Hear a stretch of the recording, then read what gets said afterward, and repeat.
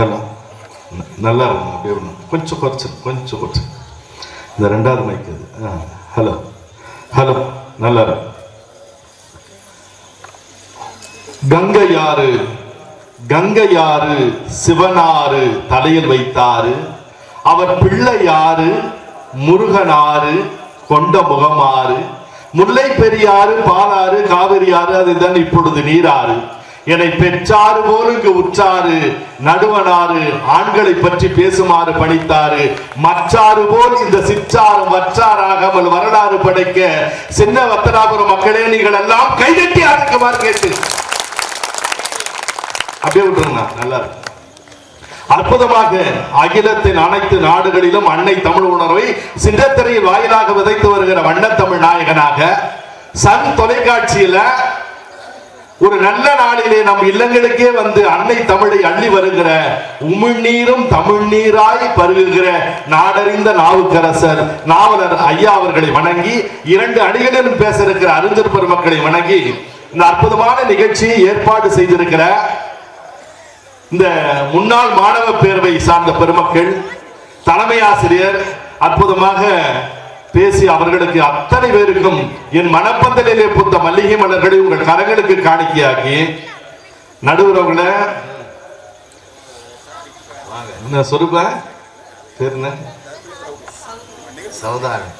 சௌபர்ணி சௌபர்ணி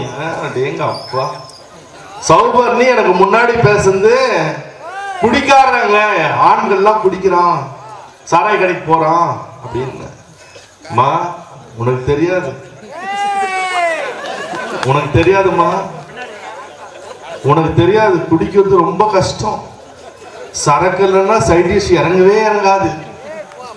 அவன் கஷ்டப்படுறான். நடுவுறவுகளே, இன்னைக்கு பாத்தீங்கன்னா என்ன நடக்குதுன்னா, இந்த குடும்பத்தினுடைய முன்னேற்றத்திற்கு பெரிதும் காரணமாக இருப்பது யாருன்னா ஆண்கள் தான். பெண்கள் நாங்க ஒண்ணு கேட்கிறேன், இவ்வளவு திட்டிச்சு அந்த பாப்பா, நான் எதனா திட்டினா, நான் என்ன குறை சொன்னா சொல்ல மாட்டோம். ஏன்னா இந்த நிகழ்ச்சிக்கு புறப்பட ஐயா வந்து வேலூர் வந்துட்டாரு, பைக்கை தள்ளிட்டு வந்து பஸ் ஸ்டாண்ட்ல விட்டு ஐயா கார்ல வரலான்னு பைக்கை தள்ளுறேன். என் வீட்டுல பையன் என்ன சொன்னா, என் சின்ன பையன், அப்பா ஸ்டாப் பண்ணான்.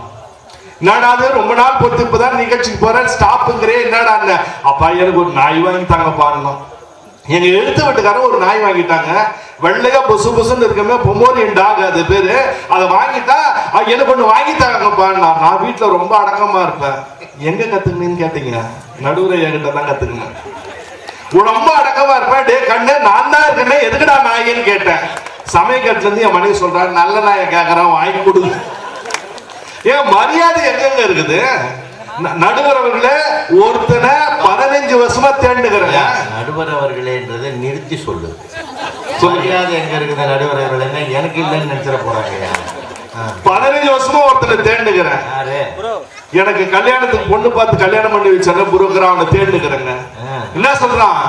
6 அடி உயரம், ஆரஞ்சு நேரம், ஆசிரியர் பணி, ஆளாங்காயான்னா அது புலவரையா கவிதை மாதிரியே இருக்குது சொல்லிட்டு ஓகேன்னு சொல்லிட்டேன்.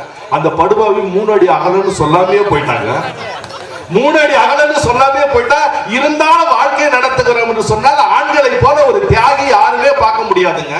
இன்னைக்கு அத்தனை விஷயங்கள் நான் கேட்கிறேன். பெண்கள் ஆண்களை பற்றி குறை சொல்றாங்களே, எந்த ஆணாவது தன் குடும்பத்தை பற்றி தன் மனைவியை பற்றி வெளியே எங்கன்னா குறை சொல்லி இருக்கிறாங்க? குறை சொல்லாதவன் தாங்க ஆண்களாக இருக்கிறான். ஒன்றும் இல்லை, சேலத்துக்கு போயிட்டு போன வாரம் போறோம்னா, மழை அடிச்சு பின்னி எடுக்குது. எங்க வேலூர்ல வெயில்னா வெயில் அப்படி காய, எப்போ மழை பெய்யும், அடி மழை பின்னி எடுக்குது. ஒரு வீட்டு ஓரத்து ஒதுங்கின நடுவுறவுல 4 அக்கா ஒன்னா உட்காந்து பேசினுச்சு. ஒரு அக்கா சொல்லிச்சு, போய் பள்ளிக்கூட வாத்தியார கல்யாணம் பண்ணிக்கிட்டு மோசமா போச்சுக்கான்னு. பக்கத்துல ஒரு அக்கா சொல்லிச்சு, என்னக்கான்னு, ஒண்ணும் இல்ல, ரஸ்தல உப்பு போடலன்னா கூட பெஞ்சு மேல ஏறி நிலங்கிறான், ஹோம்ஒர்க் எல்லாம் ஒழுங்கா செஞ்சியான்னு கேட்கறான். பக்கத்துல அக்கா சொல்லிச்சு, நீன்னா பரவாயில்லடி, நான் ஒரு பஸ் கண்டக்டர் கல்யாணம் பண்ணிக்கிறேன், மாமா வேலைக்கு போகும்போது டிஃபன் கேரியர்ல சாப்பாடு கொடுத்துட்டு படியில நின்று டாட்டா சொல்றேன், படியில நிக்காத உள்ள போ, படியில நிக்காத உள்ள போ, படியில நிக்காத உள்ள போங்கிறான். 3வது ஒரு அக்கா சொல்லிச்சு, நீன்னா பரவாயில்லடி, நான் ஒரு ஃபயர் ஆபீஸ்காரனை கல்யாணம் பண்ணிக்கிறேன், அடுப்ப பத்த வைக்கிறோம், 10 நாளா கொலைப்பட்டே கடந்து சாகரேன். ஏங்க அடுப்ப பத்த வைக்கிறோம், ஃபயர் தண்ணி ஊற்றி அனுப்பிச்சு போடுறாக்கா. 4வது ஒரு அக்கா சர்ச்சை நடந்துக்குள்ள நீங்க கவனமா கேட்கணும். அக்கா ஒரு பட்டிமன்ற நடுவர் கல்யாணம் பண்ணிருக்கேன், வாழ்க்கை எப்படி காண்? அது ஏண்டி கேட்கிற? 12 மணிக்கு தீர்ப்பு சொல்லிட்டு வந்து அன்பு குழந்தைய அருமை மனைவிய உண்டு விட்டாயா உறங்கி விட்டான்னு கட்ட குரல கத்தி உசர வாங்குறாருக்கா. எப்படி அடக்கிறேன்? சார்ப ஒண்ணு போத்துற, சைலண்டா பட்டுற. ஐயா இல்ல ஐயா நான் 12 மணிக்கு வீட்டுக்கு போன வரலாறே கிடையாது. உங்கள சொல்ல ஐயா, தீர்ப்பு எங்க பக்கம் வரணும். ஆனா ஆண்கள் எவ்வளவு கஷ்டப்படுறான் தெரியுமா நடுவர்களே? ஒரு குடும்பத்திற்காக அத்தனையும் நைட் டியூட்டி கூட பார்த்து அந்த குடும்பத்தை காப்பாற்றுவனாக இருக்கிறான். இன்னும் சொல்ல போனா இந்த மனசாட்சி உள்ளவர்களால சொல்லுங்க, அம்மா உங்களை புண்ணியவதி காலில் விழுந்து கேட்கிறேன், ஒரு ஆண் என்ன செய்வான் தெரியுமா? சொத்து வாங்குவதாக இருந்தால் மனைவியின் பெயரில் வாங்குவான், கடன் வாங்குவதாக இருந்தால் தன் பெயரில் தான் வாங்குவான். அப்படிப்பட்ட தியாகி கடன் வாங்குறதா தான் பேர்ல வாங்குவாங்க, சொத்து வாங்குறதா மனைவி பேர்ல வாங்குவாங்க. அப்படிப்பட்ட தியாகியாக இருப்பவன் தான் ஆண்கள் என்பதை ஒருபோதும் மறந்து விடாதீங்க. ஒண்ணு சொல்லுங்க நடுவர்களை, இப்போ போன வாரம் எங்க ஊர்ல பெண்களுக்கு என்னங்க சந்தோஷம்? இந்த 3 பெண்களை பார்த்து கேட்க இன்னமா சந்தோஷம்னா, பெண்களுக்கு இன்னைக்கு வீட்டுல சமைக்க வேணாமா, நம்ம ஹோட்டல்ல போய் சாப்பிடலாமா சந்தோஷப்படுவாங்க. சமைக்க வேணாம், ஹோட்டல்ல போய் சாப்பிடலாம்னா சந்தோஷப்படுவாங்க. ஒரு ஏழை விவசாயி என்ன பண்ணா, அவனுடைய மனைவியை கொண்டு வந்து ஹோட்டல கூட்டு வந்துட்டான். ஒரு பையன், பொண்ணு, அந்த அம்மா 3 பேரும் ஹோட்டல உட்காந்துட்டாங்க. அந்த அம்மா கிட்ட கேட்கறாங்க, உனக்கு என்னையா வேணும்னு கேட்டேன். நான் விட்டுருங்க, நான் ஒரு ஒன்னும் பிரச்சனை விட்டுனா நம்ம ஆள் தான். உமா உமா உனக்கு என்னமா வேணும்னு கேட்டோம்னா, அந்த மனைவி சொல்றாங்க, என்னமா வேணும்னா எனக்கு தோசை, மசாலா தோசை போதும். வேற எதனா கேள்வி, ஸ்பெஷல் மசாலா. பையனை கேட்டா, டே உனக்கு என்னடா வேணும்? நூடுல்ஸ் அப்படின்னா. பொண்ணு உனக்கு என்னமா வேணும்? அப்பா ஃப்ரைட் ரைஸ் போதும்பா, ஃப்ரைட் ரைஸ் வேணும்பான்னா. இவங்க சொல்லும் போது அம்மா ஸ்பெஷல் மசாலா, பையன் நூடுல்ஸ், ஃப்ரைட் ரைஸ் எல்லாம் சொல்லி கொண்டே இருக்கிற போது அந்த அப்பா என்ன பண்ணுவான்னா, ஒரு கண்ணில் இவர்கள் ஆர்டர் பண்றதை பார்த்துக்கினே மறு கண்ணில் அந்த ஹோட்டல்ல இருக்கிற விலைப்பட்டியல் பில்லு, ஹோட்டல்ல ரேட்டு பார்த்துட்டே இருப்பான். பார்த்துட்டு சர்வர் கேட்பான், டே ஏன்பா உங்களுக்கு என்னப்பா வேணும்னா, அவன் அப்ப சொல்லுவான், காலையில இருந்து என் வயிறே சரியில்லை, எனக்கு 2 இட்லி போதும்னு. அடுத்தவர்கள் வயிறு நிரம்ப வேண்டும் என்பதற்காக தன் மனதை நிரப்பிக் கொள்ளுகிற ஒரு தியாகியாக இருக்கிற ஆண்கள் தான் குடும்ப முன்னேற்றத்துக்கு பெரிதும் காரணமா இருக்கிறாங்க. என்னங்க நடக்குது? ஒண்ணுல ஒரு ஸ்கூலுக்கு ஒரு மேஜிக்காரன் வந்தான். அப்பா எங்க ஸ்கூலுக்கு ஒரு மேஜிக்காரன் வந்தாம்பா. ஒரு பையன் சொன்ன, மேஜிக்காரன் வந்தாம்பா, 1 டம்ளர் தண்ணிப்பா கவுத்தாம்பா, ஒரு கட்சி பெத்தாம்பா. கிளாஸ் டீச்சர் 10 ரூபாய் கேட்கிறார், கொடுப்பாங்கண்ணா. என்னடா இது? 1 டம்ளர் தண்ணி கவுக்குறா, ஒரு மேஜிக்னு கட்சி பெடுக்கிற, 10 ரூபாய் கேட்கிற. போன மாசம் அம்மா வீட்டுல காட்டினாலே அதான்டா மேஜிக்னா. என்னப்பா மேஜிக் காட்டினாங்கன்னா, 2 சொட்டு கண்ணீர் பெரிய காஞ்சிபுரம் பட்டுப்படவே எடுத்து காமிச்சாலே அதுதான்டா மேஜிக்னு சொல்லுகிற போது இத்தனை நடுவர்களை இதை சொல்லி முடிக்கிறேன். கோலார் தங்க வயலுக்கு போயிருந்தேங்க. கோலார்ல தங்க சுரங்கத்தில் அப்ப தங்கம் எடுக்கிற போது அந்த தங்க வயலுக்கு போகிற போது சொன்னா, நான் என்ன நினைச்சேன், தங்கம்னா வெட்டி எடுத்துட்டு வருவாங்க, அப்படியே கட்டி கட்டியா இருக்குன்னு நினைச்சேன். ஆனா ஒரு லிப்ட்ல இறங்கி கீழே போறாங்க. 1000 அடி 1200 அடிக்கு கீழே பூமியில போய் தங்கம் எடுத்துட்டு வராங்க. மேல எழுதி போட்டிருக்கான், உள்ளே சென்றால் பிணம், உள்ளே சென்றால் பிணம், வெளியே வந்தால் பணம் என்று எழுதி போட்டு இருக்கிற அந்த பார்த்த அந்த தொழிலாளருடைய குடியிருப்புல தங்கியிருந்தாங்க.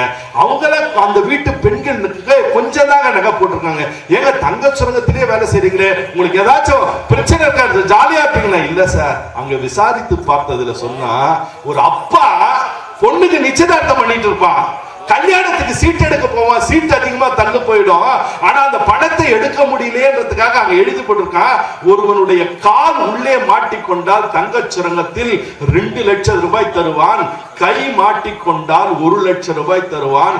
அந்த வீடு அந்த குடும்பத்தில் இருக்கிற ஆண்கள் என்ன பண்றாங்கன்னா, பணம் கிடைக்கல, தான் பொண்ணுக்கு நிச்சயதார்த்தம் நடந்துச்சு, பணம் கிடைக்கவில்லை என்பதற்காக சொந்த காலையே கொடுத்து இடுக்கிற மாட்டி வெளியே 2 லட்சம் ரூபாய் வந்து வாங்கி வந்து பொண்ணை கல்யாணம் பண்ணி முடிப்பான். அப்பொழுதுதான் ஒரு கவிஞர் எழுதினான், இதை போல ஆண்கள் பார்த்தீர்களா, ஒரு பெண்ணுக்கு பந்தக்கால் நடுவதற்கு தன் சொந்த காலையே இழக்கக்கூடிய ஆண்கள் இருக்கிறாங்கன்னா, அந்த ஆண்கள் தான் குடும்ப முன்னேற்றத்துக்கு பெரிதும் காரணமாக இருக்கிறாங்க. என்னங்க எவ்வளவு பிரச்சனைகள் அந்த நாட்டில் படுது. ஒண்ணு இல்லைங்க, ஒருத்தனுக்கு என்ன சொல்லுவாங்கன்னா, பெண்கள் எப்ப தெரியுமா குறை சொல்லுவாங்க, வேட்டி சட்டை பனியனெல்லாம் கழட்டி போட்டு சாப்பாட்டுக்கு வந்து உட்காரும் போதுதான் சொல்லும், உங்களை கட்டிட்டு என்ன சுகத்தை அனுபவிச்சிடணும். ஏன்னா நம்மளால வெளியே போக முடியாது. அப்பதான் உட்காந்து என்ன ஏங்க நீங்க அதே ஆபீஸ் தான் வேலை செய்யற, எழுத்து வீட்டுக்காரனா அதே ஆபீஸ் தான் வேலை செய்யறா, ஆனா நீ பாருங்க பழைய டிவிஎஸ் 50 வச்சுன்னு ஓட்டினேங்கிற, அவன் பாரியா புல்லட்டை வாங்கி நிக்க வச்சுட்டு எவ்வளவு சந்தோஷமா கூட்டின்னு போறான், நீ எல்லாம் ஒரு ஆம்பளையான்னு கட்டும் போது மீச மேல கை வச்சிட்டான்னா நம்ம ஆளுக்கு கோபம் வருமா வராதானே? கண்டிப்பா கோபம் வரும். கோபம் வந்த உடனே சொல்லுவான், வாங்குறையா இப்பவே வாங்குறேன் அப்படின்னு சொல்லிட்டு ஒரு புல்லட்டை வாங்கிட்டு வந்து பல்சரை எதுக்க நிக்க வைப்பா, 10 வட்டி கொடுத்து வாங்கிட்டு வந்து எதிர்க்க நிக்க வைப்பான். யோ எதிர்த்து நிக்க வச்சதெல்லாம் பெருசு இல்லையா? பக்கத்து தெருவில் இருக்கிற முனிவாக்கா, அடுத்த தெருவில் இருக்கிற காமாட்சி அக்கா, இந்த தெருவில் இருக்கிற மீனாட்சி பாக்குற மாதிரி என்ன வண்டியில வச்சு 4 ரவுண்ட் அடி அந்த ஊர்ல உடனே என்ன பண்ணுவோம், அடிக்கிறண்டி அப்படின்னு உட்கார்ந்த முன்னா அது ஜில்லு ஜில்லு ஜில்லு ஜில்லுன்னு மல்லிப்பூ வச்சுன்னு வந்து உட்காந்துரும். உட்கார்ந்த முன்னே ஓட்டுவான், ஃபர்ஸ்ட் கியரை போட்டுவான். இன்னும் வேகமா ஓட்டுங்க மாமா, வேகமா ஓட்டுங்கம்மா மாமா. 10 வட்டி 1ஆம் தேதி கட்டணா புடின்னு போயிடுவான். கட்டணா புடின்னு டிச்சில விடுவான். நடுவர்களே இந்த ஊர்ல இருக்கிற ஆண்களுக்கு சொல்றேன், பெண்கள் வந்து இடுப்ப வண்டியில போகும்போது இடுப்ப கட்டி பிடிச்சாங்கன்னா பந்த பாசம் நல்லா நினைக்காதீங்க, மாவனை வீழ்ந்தாலும் 2 பேரும் சேர்ந்தே விடுவோம் அப்படிங்கறதால தான் இன்னைக்கு நடுவர்களே இவர் சொன்னாரு, கல்யாணத்துல வயிறு எரிக்குங்க, என்னையா குடும்பத்துல முன்னேற்றம் எவ்வளவு உழைக்கிறான், வயிறு எடுத்து 3 முடிச்சு கிட்ட போனாங்க. நடுவுறவுல என் கல்யாணத்து விஷயத்த சொல்றேன். என் கல்யாணம் நடக்குது, ஐயர் புகையா கிளப்புறாரு, சொந்தக்காரெல்லாம் வந்திருக்கான், கிட்ட தாலி எடுத்து போனங்க, கட்டி வேண நல்ல நேரம் முடிய போதுன்னா தாலி எடுத்துன்னு போனுங்க. கிட்ட புகை கிளப்புனா எவன் புடுங்கனா எவன் கட்டினாலே தெரியல, யாரோ கட்டின தாலிக்கு 15 வருஷமா குடும்பம் நடத்துறேன்னு என்னை போல ஆண்கள் தான் குடும்ப முன்னேற்றத்துக்காக இருக்கிறான். எங்க அப்பா நின்றுந்தாரு, அப்பா தாலி கட்டலாம், சொந்தக்கார 1000 பேர் இருக்கிறான், கட்டலான்னு ஒத்துக்கினே வாழ்ந்துன்னு கிடக்குறான். இத்தகைய தியாகத்தை செய்யக்கூடியவன் யார் என்று சொன்னால் ஆண்களாக இருக்கிறான். ஒரு பெண்ணை கல்யாணம் முடிப்பதற்காக, ஒரு மகனை முன்னி முடிப்பதற்காக அத்தனை சோகத்தையும் தயாரித்து முன்ன சொன்ன எதுக்கெடுத்தாலும் அழுவுங்க. அழக்கூட தெரியாதவன் தான் ஆண் என்பதை நீங்கள் நிச்சயமா புரிஞ்சுக்கணுங்க. நடுவர்களே இந்த வாழ்க்கையில இப்படி சொல்லி முடிக்கிறேன், வளமா இருந்தா நம்ம நலமா இருந்தா வாழ்க்கையில இவன் நல்லா இருக்கிறான் நான் சொந்தக்காரன் கூட நினைப்பா. தன் பிள்ளையை கரை சேர்த்த வேண்டும், பொண்டாட்டிக்கு தடக்கு ட்ரெஸ் எடுக்க மாட்டாங்க தீபாவளிக்கு, தன் மனைவிக்கும் மக்களுக்கும் தீபாவளி ட்ரெஸ் எடுத்து கொடுத்தவன் தான் ஆண்கள் என்பதை நீங்கள் மறந்து விடக்கூடாது. பாருங்களா கைத்தட்டுல ஆண்கள் என்பதை மறந்து விடக்கூடாது. பொண்டாட்டி பிள்ளை எல்லாம் போடும், இது கூட என்னுடைய பர்த்டே கட்டுது, இது ஒரு வெட்டிங் டே கட்டுன்னு போவோம். இதே கிழிஞ்சு போச்சுன்னா நம்ம வீட்டு அடுப்புங்கரையில கருத்துணியா கண்ட துணியா மடிப்போம். வாழ்க்கை வளமாக இருக்கணும்னு நினைச்சு உழைக்கிறவன் தான் ஆண்களாக இருக்கிறான். ஒண்ணு சொல்லி முடிக்கிறேன், பெண்களே உங்களுக்கு சொல்றேன், பட்டு கொடுத்தால் இன்பம் வருமா, நகை நட்டு கொடுத்தால் இன்பம் வருமா, பணம் காசு துட்டு கொடுத்தால் இன்பம் வருமா என்று நினைக்காதீர்கள். குடும்பத்தில் கொஞ்சம் ஆண்களிடத்தில் விட்டு கொடுத்து பாருங்கள், அந்த வாழ்க்கை சந்தோஷமாக இருக்கும் என்று சொல்லி குடும்ப முன்னேற்றத்திற்கு பெரிதும் காரணமாக இருப்பது பெண்கள் அல்ல, ஆண்களே. இவன் சம்பாதிக்கிற பணத்தை கூட மேக்கப்லயே செலவாக்கிறீங்களே அம்மா புண்ணியவதிகளே, நீங்க தான் ஐஸ்கிரீம் பாருங்க. இன்னைக்கு பெண்கள் முகத்துல எல்லா கிரீமும் போட்டுங்க, ஐஸ்கிரீமை தவிர. நன்றி, வணக்கம். ரொம்ப அருமையா பேசியிருக்கார், நிறைய அனுபவங்களை சொல்லியிருக்கிறாரு. ஆனா இவ்வளவு வருத்தப்பட்டு அவர் பேசுனது எனக்கு நிறைய மேடைகளில் பார்த்துருக்கேன். அந்த பிள்ளை ஞாபகப்படுத்திருக்கு, அந்த குடும்பத்தை பற்றி தொடவே பாவம் வந்து தாலி கட்டின ஞாபகமே இல்லாமல் வந்திருக்கிறேன். ரொம்ப ரொம்ப சோக கதை தான். ஆனா அவர் சொன்ன மாதிரி சொன்னார் பார்த்தீங்களா, இந்த ஸ்கூட்டர் வாங்கின கதை உட்காந்து போது எல்லாத்தையும் சொல்லியிருந்தார். நான் தேனாம்பேட்டை சிக்னல்லே நான் பார்த்தேன், 3 இளைஞர்கள் ஹெல்மெட் இல்லாமல் போகிறான் ஸ்கூட்டரில். அந்த டிராஃபிக் இன்ஸ்பெக்டர் பிடிச்சிட்டார், நில்லுங்கடா என்ன. அதே மாதிரி ஒய்ஃபை பின்னாடி உட்கார வச்சு ஸ்கூட்டரில் ஒரு ஆள் வந்தான், அவங்க 2 பேருமே அவங்களும் ஹெல்மெட்டு போடல. சார் அப்படி நில்லுங்கன்னுட்டு ஒரு செகண்ட்லேயே நீங்கள் போங்க சார்ன்ட்டா. இன்ஸ்பெக்டர் போங்கன்னு சொல்லிட்டார். இந்த 3 பசங்களுக்கும் கோபம் வந்துடுது. சார் நாங்களும் ஹெல்மெட்டு போடலை, எங்களை நிற்க வச்சிட்டீங்க, அந்த ஆளும் ஹெல்மெட்டு போடாமல் வர்றாரு, அவரை உடனே அனுப்பிட்டீங்க. சும்மா இருடா, அவன் ஏற்கனவே ஒரு பிரச்சனையோட வரான், அவனுக்கு இன்னொரு பிரச்சனையை நம்ம கொடுக்க கூடாதுடா, ஒரு மனித தர்மம் வேணாமா அப்படின்னாரு. ஏன்னா அவர் என்ன கஷ்டப்பட்டு இருக்கிறாருன்றது அப்பதான் அவனுக்கே தெரியுது. வாழ்க்கையில இந்த கஷ்டத்தை கூட இஷ்டமாக்கி கொள்ளுகிறவன் ஆண் என்று பல உதாரணங்கள் எடுத்து இந்த இடத்துல சொல்லி, குடும்ப முன்னேற்றம்னா அந்த மகிழ்ச்சியில தான் இருக்குது. ஒரு முன்னேற மகிழ்ச்சி தானா வரும்ன்றதான் அவர் மகிழ்ச்சின்றத முன்னேற்றம்ன்ற பார்வையில சொல்லியிருக்கிறார். இப்ப குடும்பத்தினுடைய மகிழ்ச்சிக்கு பெரிய காரணம் இவ்வளோ நேரம் அவர் ஏறி பாடி இருக்கிறார். இப்பன்றது வர்றவங்களை பொறுத்து தான் தெரியுமா அறிஞர் பேராசிரியர் வேதநாயகி அவர்களை நான் அன்போடு அழைக்கிறேன்.